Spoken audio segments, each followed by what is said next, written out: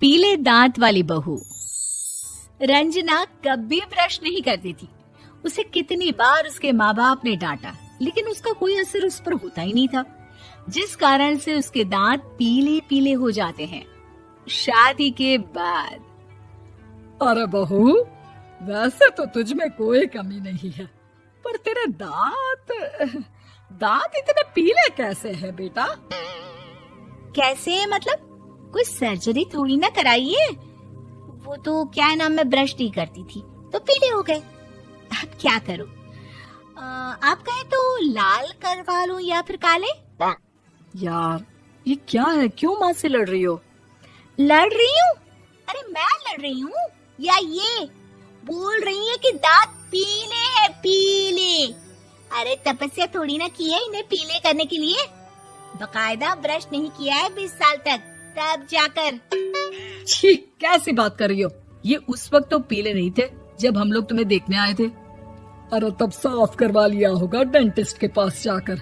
अब देखो कैसे पीले पीले लग रहे हैं। रंजना सास की तरफ गुस्से से देखती है।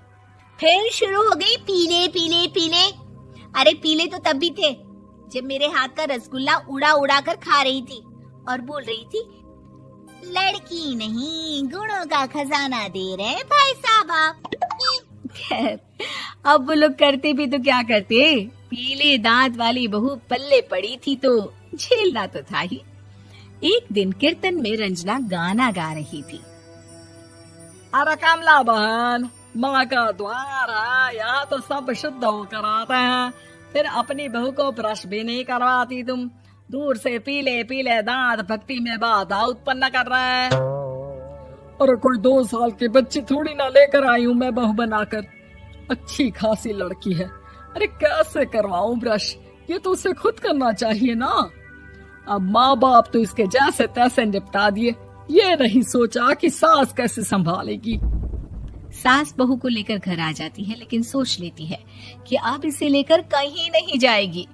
अगले रोज बहू कहती है, अरे क्या हो गया, मंदिर नहीं जाना क्या? कीर्तन का वक्त हो रहा है। मेरी मधुर वाणी से कान्हा जी जागते हैं और सोते हैं। आप तो जानती है ना उनकी भक्ति में कितना मन लगता है मेरा। वो क्या है ना, तबीयत ठीक नहीं लग रही है मेरी, आराम करूंगी मैं। तबीयत ठीक नहीं लग रही? अभी तो मिथुन के गाने पर नाच रही थी आप, और अब बोल रही है कि तबीयत ठीक नहीं लग रही। अरे भक्ति में मन लगा लो सासू माँ, ऊपर जाना है, क्या मुंह दिखाओगी आप? हाँ? सास को बहू की बात पर गुस्सा आ जाता है। मैं क्या मुंह दिखाऊंगी, इसकी चिंता तो ना कर, समझी? अपने मुंह की चिंता कर, जो ये पीले पीले दांत लेकर हर जगह पहुंच जाती है। पता है लोग कितना मजाक बनाते हैं। ना जी ना, मैं नहीं जाना कहीं तेरे साथ। तो ये बात है, कोई ना, मत जाओ, मैं अपने कमरे में ही बैठकर भक्ति कर लूंगी। ऊपर वाला दांत थोड़ी ना देखता है, मन देखता है, भावना देखता है। और अरे बस बस, तू सब कुछ दिखा, बस ये सफेद चमकदार दांत ना दिखाना किसी को, है? जा यहाँ से। बहू को सास की बात का कोई फर्क नहीं पड़ता, वो तो जैसी थी वैसी ही रह जाती है। सुबह नहाकर किचन में खाना बनाना, फिर खाना खाना, कीर्तन भजन करना और सो जाना। एक दिन, माँ जी मैं सहेली के घर जा रही हूँ, शाम को लेट आऊंगी। हाँ हाँ तो जाना, मैंने कौन सा तेरी आरती करनी है घर पर बैठकर। रंजना सहेली के घर जाती है, जहाँ वो पार्टी में जाने की तैयारी कर रही होती है। अरे शिखा, कहाँ जाने की तैयारी कर रही है? मैं गलत वक्त पर आ गई क्या? अरे नहीं यार, उल्टा सही वक्त पर आ गया। मैंने ये साड़ी और ज्वेलरी निकाली है यार, शाम को इनके ऑफिस की एक पार्टी में जाना है। बताना कैसा लग रहा है ये सब? नहीं यार, इस ड्रेस के साथ तो वो वाली ज्वेलरी अच्छी लगेगी। हाँ हाँ सही बोल रही है, मैंने ध्यान ही नहीं दिया। वैसे तो हमेशा से मस्त फैशन सेंस रखती है। तो बड़ा जाती होगी ना पति के साथ पार्टी में। रंजना कुछ नहीं बोलती, बस सोचती है कि यार काश ये बात सही हो जाती, पर मैं क्यों नहीं जाती पार्टी में? क्या इन लोगों की कोई पार्टी होती नहीं होगी?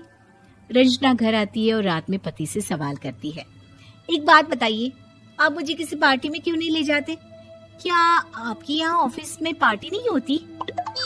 पति बेचारा क्या कहता कि दांत पीले हैं तुम्हारे इसलिए। अरे कोई पार्टी होती नहीं हम लोगों के ऑफिस में, तो कहाँ से लेकर जाऊं?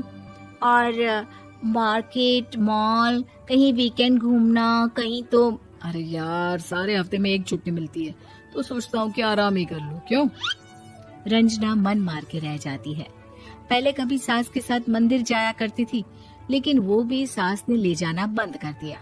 घर बैठी बैठी रंजना बोर हो जाती है। तभी उसे आइडिया आता है और वो मायके जाने का सोचती है।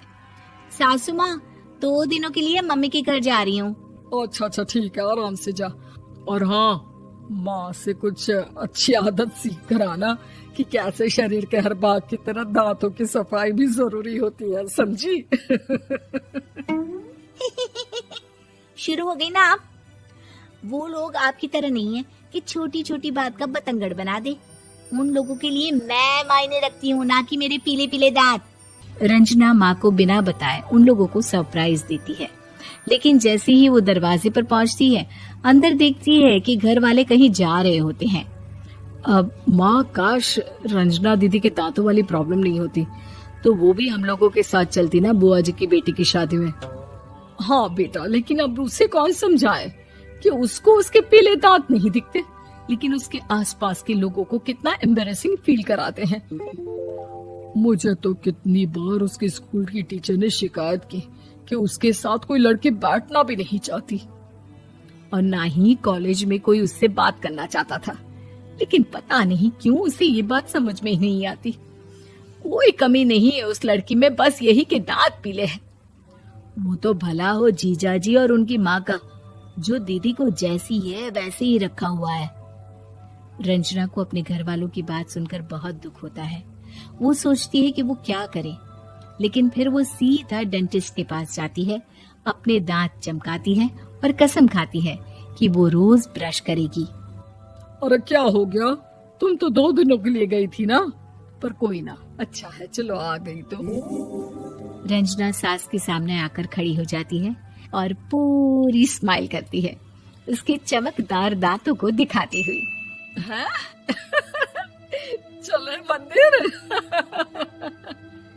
माँ, मुझे माफ कर दीजिए, मैंने आप लोगों को बहुत एम्बैरेसिंग फील करवाया। मैं आज से रोज ब्रश करूंगी।